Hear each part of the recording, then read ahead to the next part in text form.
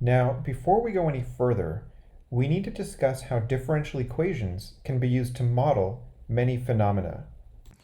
In this section, we'll see how we can build a differential equation out of our understanding of a physical situation.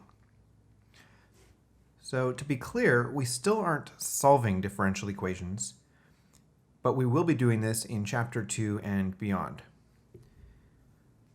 So let's take a look at our first major application, population dynamics. So let's suppose that we're observing a population of organisms, and we are interested in a model that describes the population at a particular time t.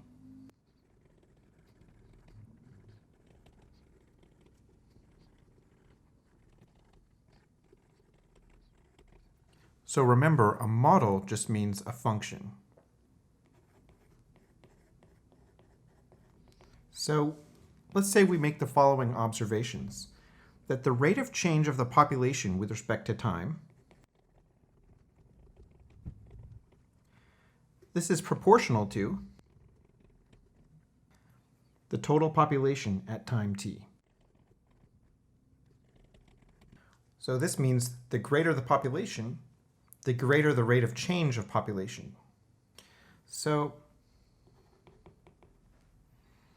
let's let P of t be the total population at time t.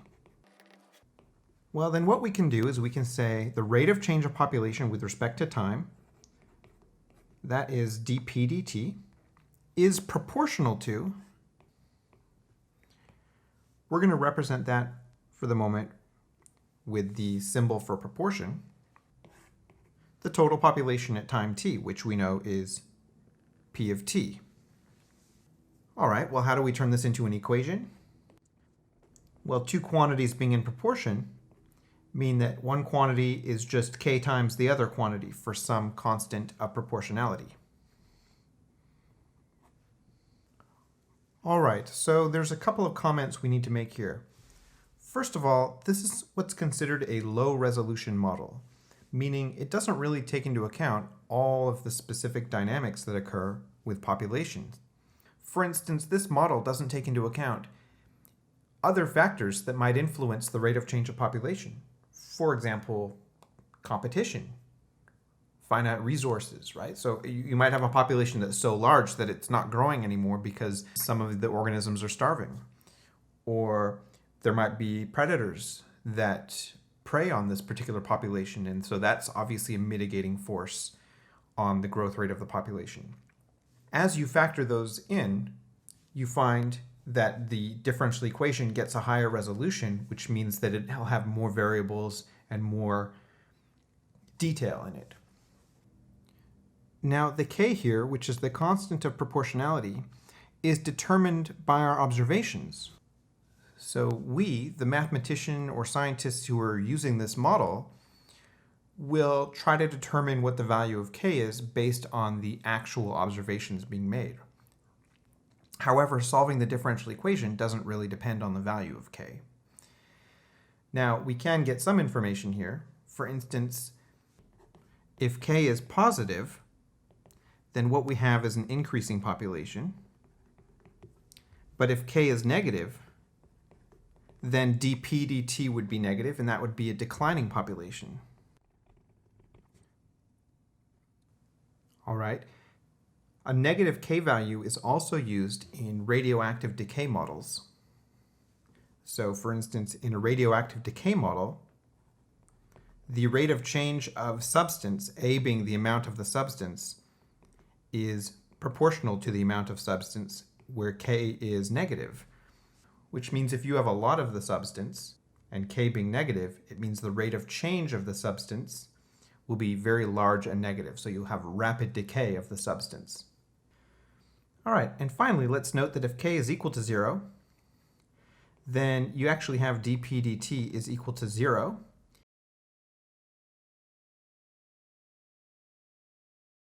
Now, when building our model, we really only considered the birth rates. Well, what if we wanted to incorporate death rates as well?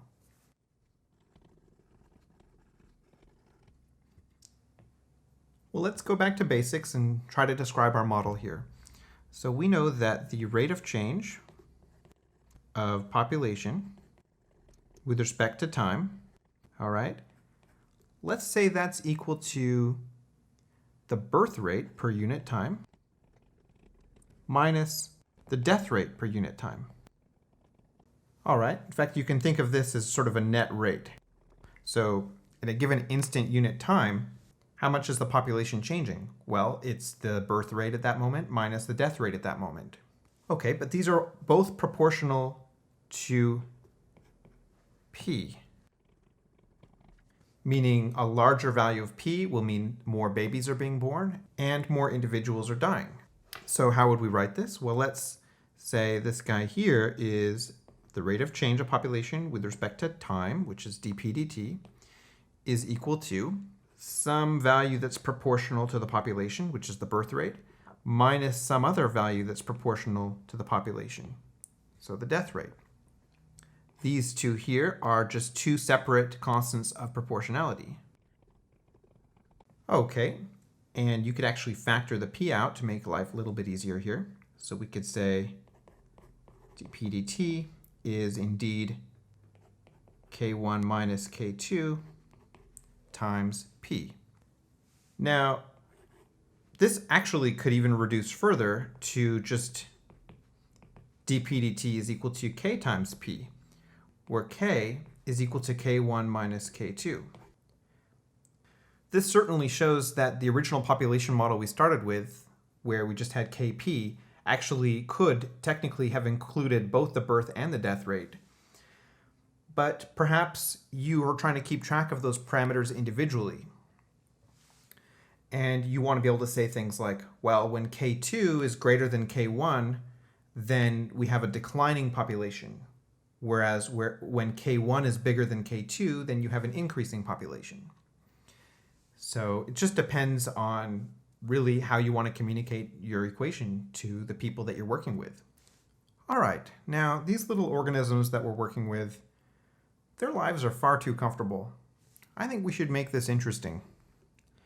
Let's suppose this particular group of organisms were surrounded by predators.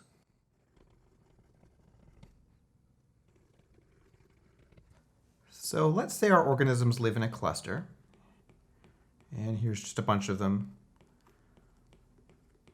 Basically, we'll say they live kind of in a circle. Okay. And they're surrounded by a population of predators.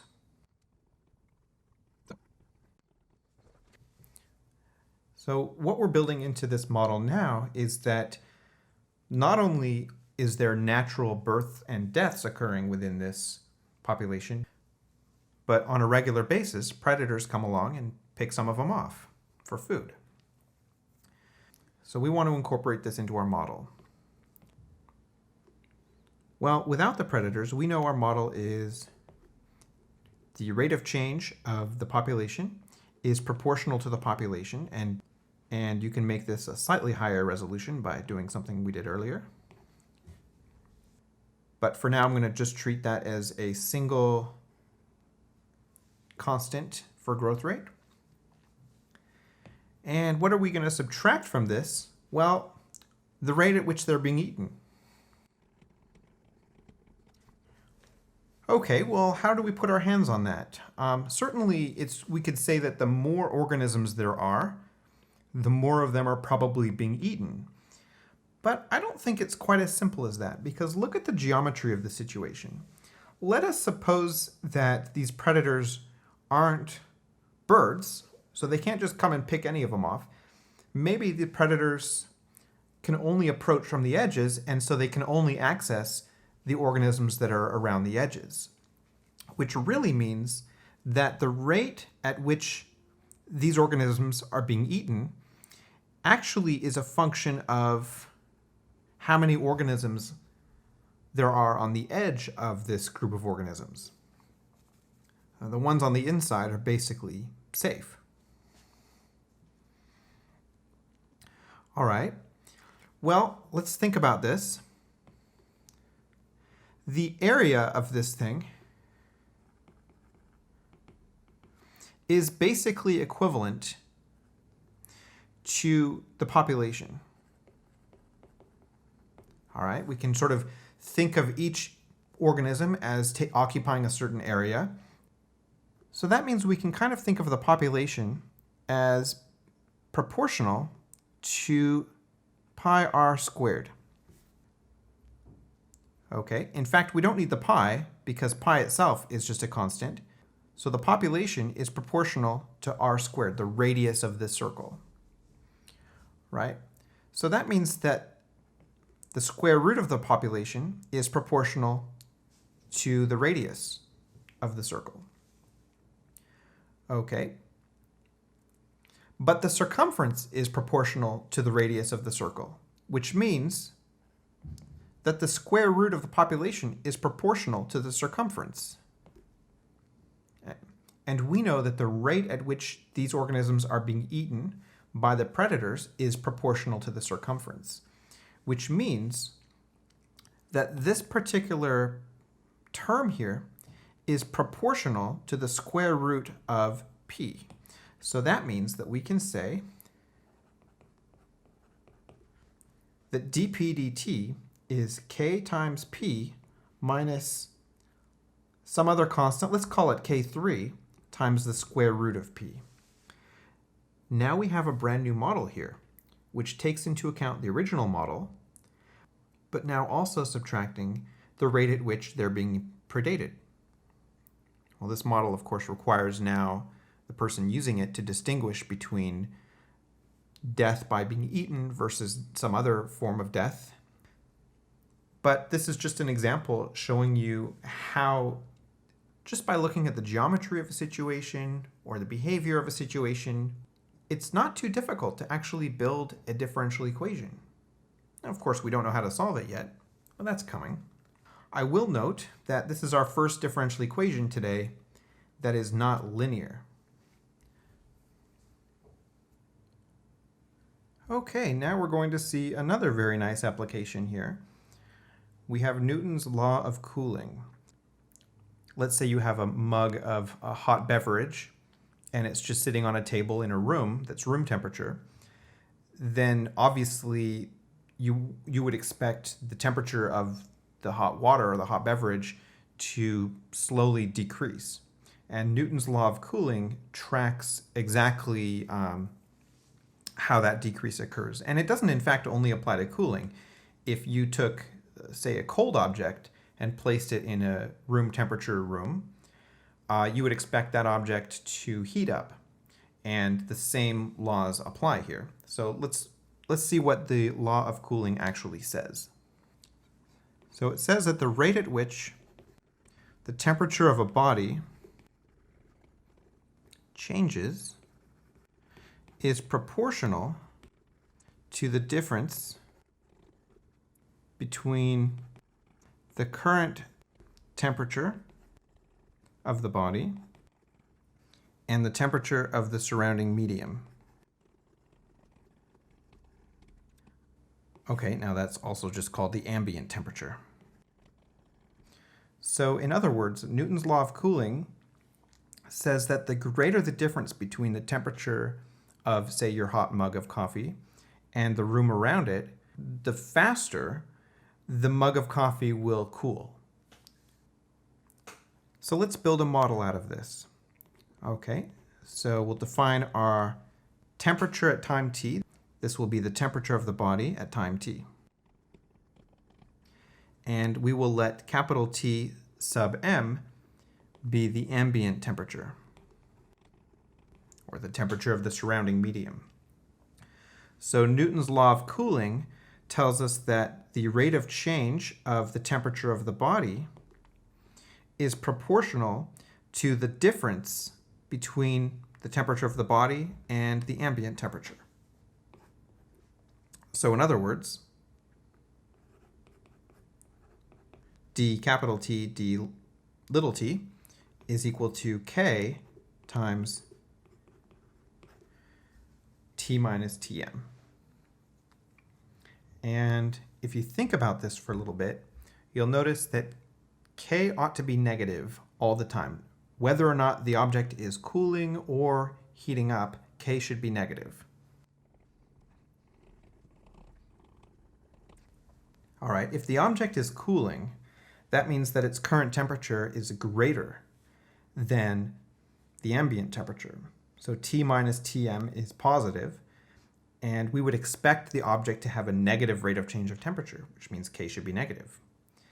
If the object is warming, that means that its current temperature is less than the ambient temperature. So T minus Tm will be negative, and we expect its rate of change of T to be positive. So in that case, K would have to be also negative still. So K is just always negative here. All right. Now, I'd really like to demonstrate just how flexible these models really are and how interesting they can be as well, based on whatever situation you're dealing with. Suppose the ambient temperature weren't constant. Newton's law of cooling makes the assumption here that the ambient temperature is constant. So what if the ambient temperature were not constant? Let's look at a situation where the ambient temperature is harmonic.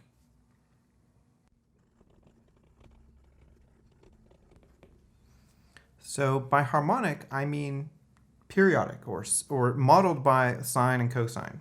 So let's take a look at a situation. Suppose you're tracking the outdoor temperature and you have a cup of liquid sitting outside. And the ambient temperature follows this pattern here. Let's suppose at night it's 50 degrees and at noon it's 110 degrees. So this particular experiment is taking place like at Death Valley or something.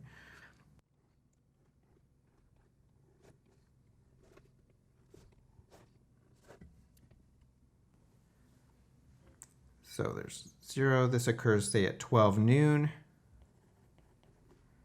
This occurs at, say, 24 hours after, which is midnight.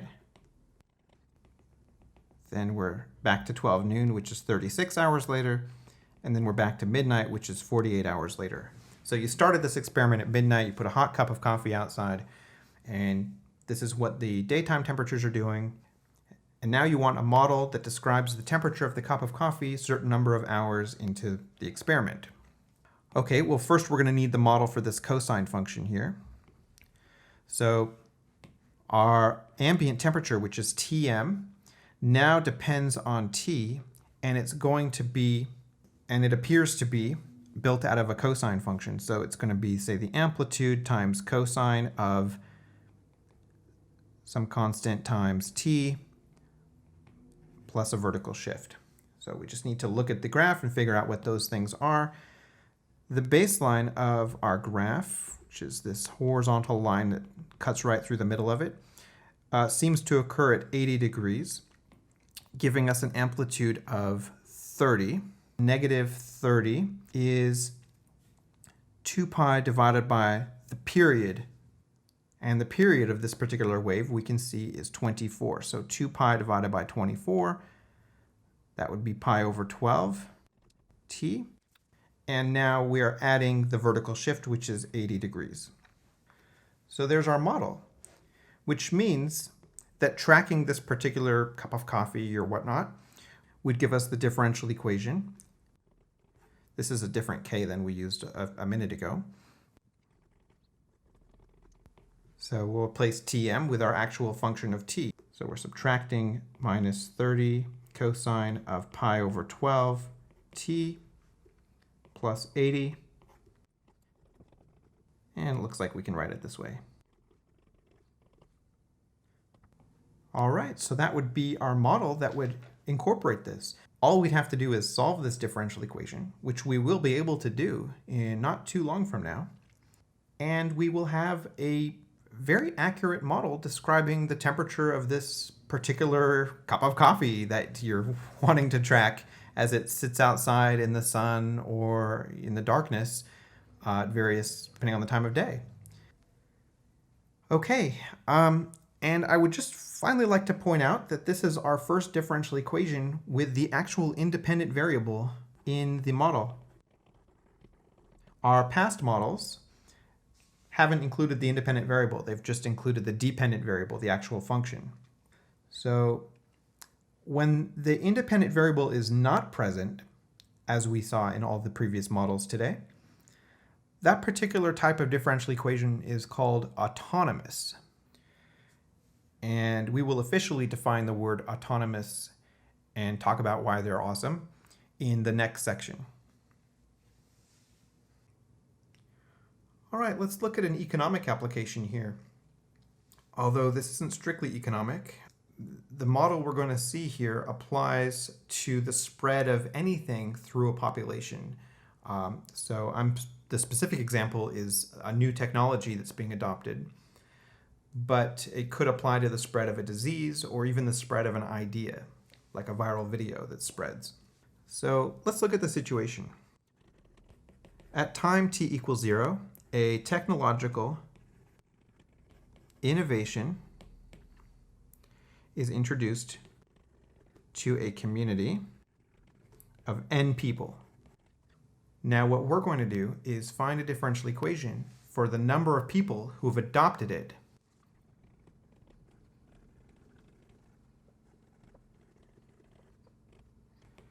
And we're given that the rate at which the innovation spreads is jointly proportional to the number of people who have adopted it and the number of people who have not adopted it.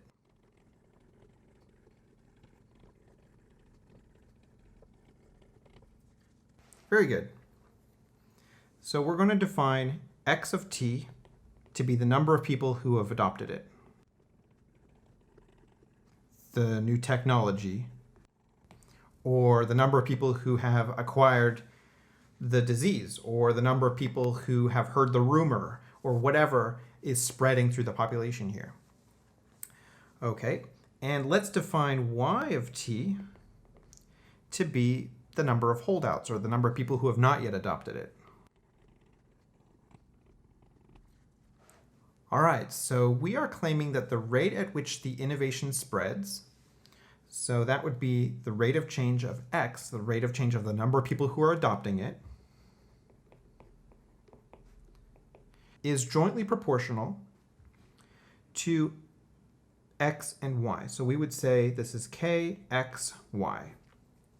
Simple as that. And it's important to remember that both x and y are dependent variables. They are functions of t.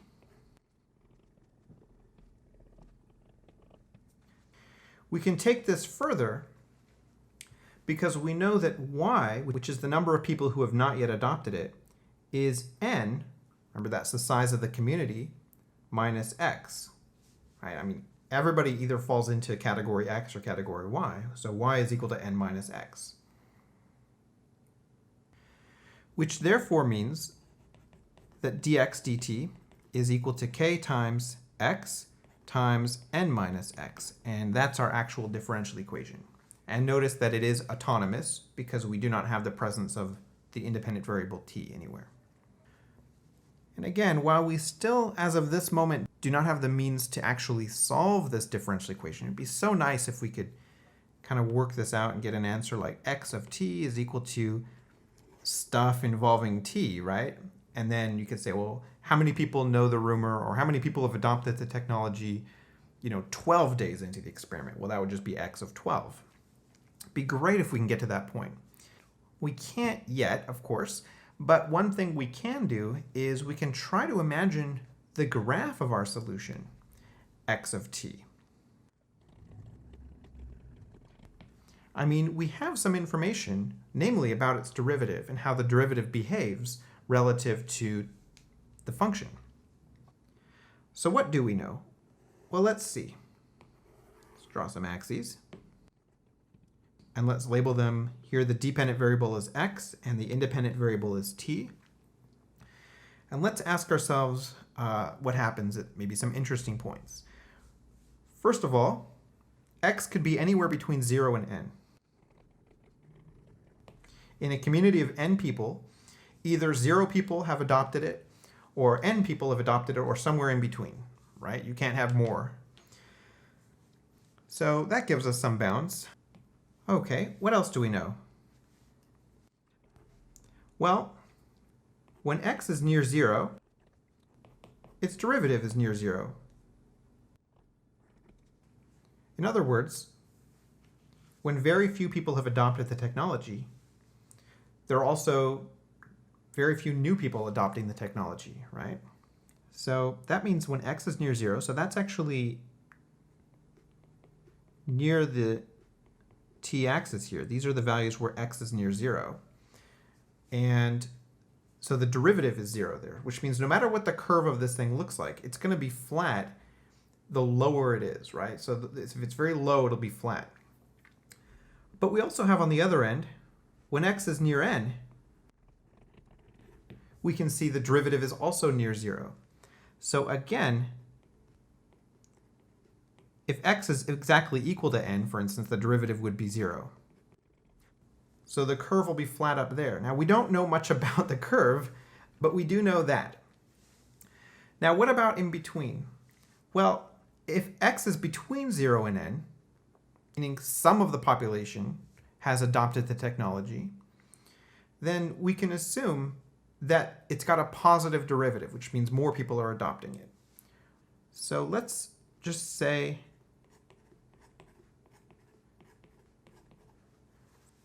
so this is described by drawing positive slopes for x values that are between 0 and n. So again, we just don't know very much about the shape of this thing. But we could imagine, for instance, that a curve like this would satisfy it. And in fact, that is very much what the solution looks like. So early in the experiment, when t is a small value, very few people have adopted it, and the growth rate is very small. But eventually, the growth rate increases. And finally, as x gets close to n, we can see that dx dt would again be very close to 0, and our curve flattens out. So can you think of some functions that you're familiar with, whose graphs actually do behave this way? There are several. The first one that ought to come to mind is inverse tangent. Now, to make Desmos happy, we need to use x and y here, but these are really x being a function of t in our work. So we have our inverse tangent function, which has that sigmoid shape. Another one, and you would be forgiven for not knowing this off the top of your head because this function doesn't come up very often, is tanh. And finally, there's something called the logistic curve, which looks like this. It's 1 over 1 plus e raised to the negative x. Here we are. That one's used a lot in signal processing, as it's a smooth transition from 0 to 1. All three of those are candidates to be the solution of this particular differential equation. And that category of curves is called a sigmoid function. Okay, so another really nice application of differential equations is that they model mixing and blending problems really well. So let's take a look at a really nice situation. Let's suppose we are mixing two salt solutions with different concentrations.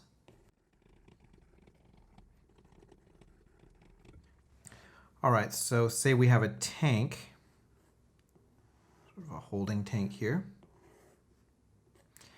And we are mixing in, we're pouring in some brine.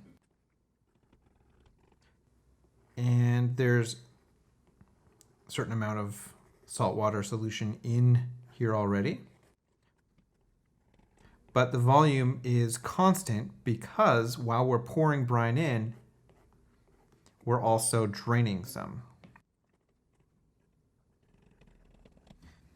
Very good. Now what we're going to assume is that within the tank, the mixture is always homogeneous, so it's always being perfectly mixed.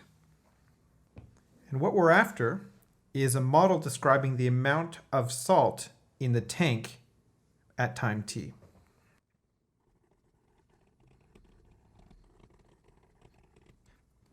Now, just to be clear on the situation, I find that if I quickly change the words a little bit, then it's a little clearer to understand. So imagine that it's a tank full of red Kool-Aid, and you start pouring in pure water. Right, well, what'll happen is that the red Kool-Aid will get diluted and it'll become less and less Kool-Aid-y and just more like red water. And eventually the redness will fade and be pink because remember, a lot of it's pouring out. And if you just run this thing for like an hour, you might find that there's very little Kool-Aid left and it's mostly just pure water. Okay, so an equivalent question would be, we seek a model describing the amount of Kool-Aid dust or whatever in the tank at time t. All right, so let's put this together. So we're going to define our A of t to be the amount of salt at time t. This is in the tank. All right, well, what do we know? We know that the rate of change of the amount of salt is the input rate of the salt minus the output rate of the salt. So we're just tracking the actual literal salt. It happens to all be surrounded and dissolved in water. But for now, we're just tracking the input rate of the salt minus the output rate of the salt. And the salt is being measured in pounds. So let's put that in here. Okay, so we're going to call the input rate of the salt R in, and the output rate, we'll call it R out. So great, we've punted. We just have to figure out what R in and R out are, and we've got our model. Well, R in is obviously tracking the amount of salt that's coming through this little pipe right here. So that would be the concentration of this brine solution being poured in, multiplied by the input rate of the brine.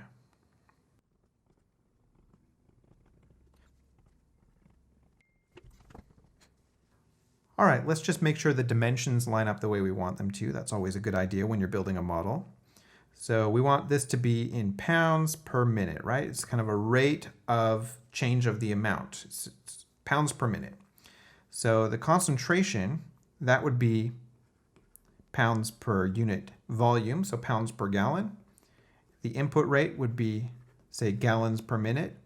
And yes, the gallons cancel. This would give us pounds per minute on both sides. So dimensionally, this makes sense. Very happy with that. Okay, let's look at the output rate, rate out. So that would simply be the concentration of salt in the outflow times the output rate of the brine. All right, but what is this guy here? We can actually calculate this one in advance. The concentration of salt in the outflow is exactly the concentration of salt that's in the tank itself, right? That would simply be the amount of salt in the tank, which we know is A of t, divided by the volume of the tank.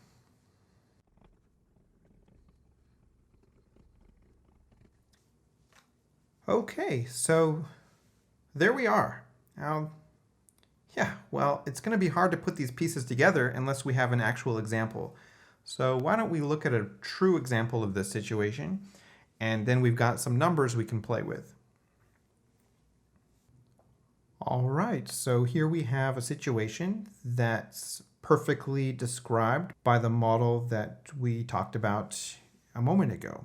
So let's call A of t the amount of salt in the tank at time t. And this will be in pounds. And we know that our model, which is the rate of change of the amount of salt in the tank, is simply the rate the salt's coming in minus the rate that the salt is going out. So we just need to figure out R in and R out. Now we know that the rate that the salt is coming in is the incoming concentration times the incoming rate. So that's going to be 3 pounds per gallon times 5 gallons per minute, which is 15 pounds of salt per minute are coming into the tank. we know that the rate out is going to be the out concentration, which is the same as the tank's concentration, times the rate that liquid's being poured out.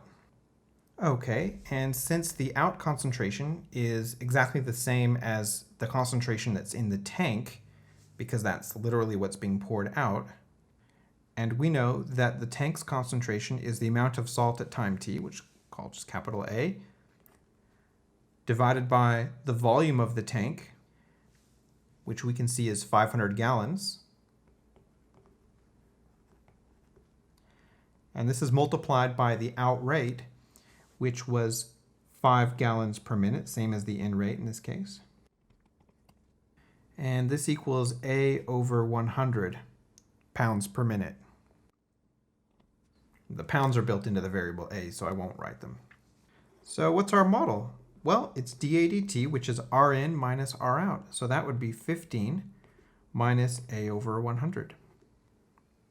And the units would, of course, be pounds per minute, as we would want. And we can see this is a linear equation. It's written in normal form. We will see in Chapter 2 that this is a very easy differential equation to solve. Okay, let's look at an electrical engineering example here. So suppose we have a single loop LRC series circuit. Now, you don't need to really understand too deeply how circuits work to appreciate the differential equation that arises from this situation. All right. So suppose we have a source here and a circuit, and this circuit is going to have an inductor and a resistor and a capacitor. And again, if you don't understand those terms, that's okay, because you'll still understand basically what's going on here. Inductors, resistors, capacitors, diodes, etc., they all have a specific role that they're playing, but as a current moves through them, there's going to be a voltage drop. So the voltage tracks the difference in the charge, right? So we want to actually calculate what the voltage drop is as the current moves through this circuit. There's a physical law known as Kirchhoff's second law, which states that the impressed voltage on the loop is the sum of the voltage drops in the loop. All right, so let's track the different elements here. This is going to be our voltage. Just think of the voltage as the difference in charge. Now, Q of t will keep track of our charge, and I of t will keep track of our current. All right, now the voltage is in volts, the charge is in coulombs, and the current is measured in amps. Okay, let's also put our hands on the fact that the current is just the rate of change of charge. All right, so what have we got here? So according to Kirchhoff's second law, the voltage is equal to the sum of the voltage drops in the circuit. So there's the voltage drop through the inductor, plus the voltage drop through the resistor, plus the voltage drop through the capacitor. Okay, well, how the heck are those calculated? Well, they all have their own specific formulas and constants involved. So the voltage drop through the inductor is tracked by a constant called the inductance, which is measured using a capital L, it's measured in henries, times the rate of change of current.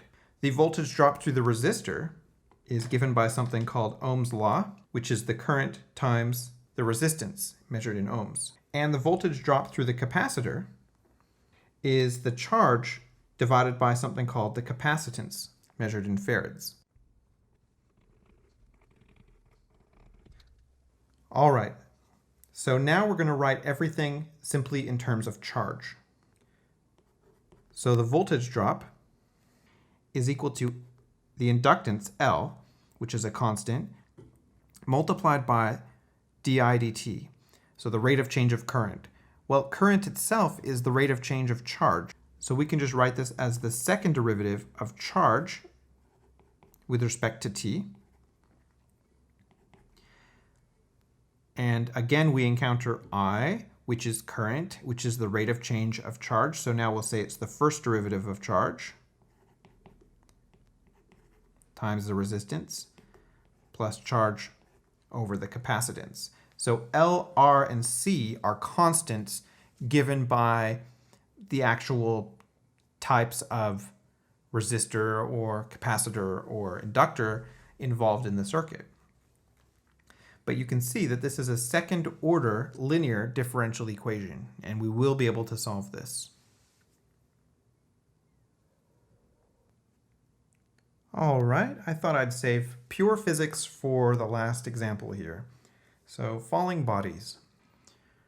Okay, so let's imagine we have an object and it's falling. So there's a force of gravity acting on this object. And this force of gravity we understand due to Newton's second law. We can call it, say, F sub g is equal to m times g. The mass of the object multiplied by the acceleration due to gravity on Earth, which is approximately equal to 9.8 meters per second. Now that's all well and good, but suppose we started factoring in air resistance. You know, in a first-year physics class, virtually every problem that involves a falling object has some little caveat, like assume no air resistance. So we're actually going to consider air resistance now because, well, we're building up a theory of differential equations. It's proportional to the velocity of the object. So we're going to say that the force due to air resistance, we'll call that Fr, is proportional, so equal to k times v, where v is the object's current velocity. All right, so let's look at the net force on the object, which of course will just be the sum of these two vectors. Okay, so that's going to be F is equal to force of gravity minus the force due to air resistance. And we're considering a downward direction here to be positive. So again, by Newton's second law, what we have is the mass of the object times the object's acceleration is equal to the mass of the object times the acceleration due to gravity minus some constant of proportionality times the object's current speed. Okay, so how do we make this into a differential equation? Well, the object's current acceleration is just dv dt, the rate of change of the object's velocity. And there we are.